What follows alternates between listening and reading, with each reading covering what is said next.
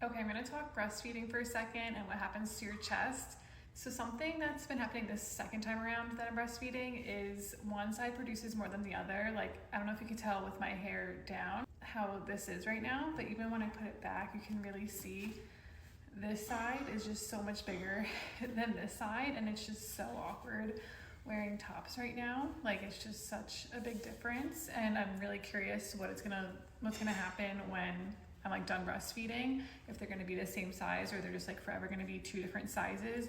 Regardless of that, after I was done breastfeeding my first baby, they were the smallest they've ever been. Like, I've always really liked the size of my chest. Like, before babies, I was like fine not wearing a bra. Like, I just never second guessed my chest. But after you're done breastfeeding, they just deflate so much. Like, they're just so different.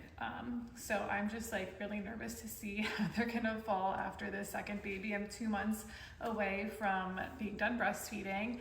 She was starting to bite a lot, so I'll see if I can even make it those 2 months. I plan on hopefully at least pumping if like the biting situation escalates. But anyways, just I'm very curious if you ended up having lopsided situation here, what happened. But anyways, on the topic of breast augmentation, not to go on a complete tangent, but it's something I've never considered before because like I said, I was always comfortable with my chest, but with breastfeeding and knowing what happens after, it's like really making me think, especially now that I'm getting close to the end of breastfeeding my second, it's my last kid.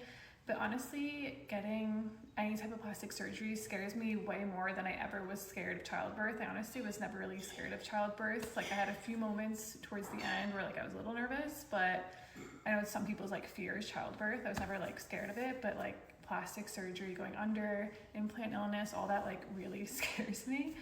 But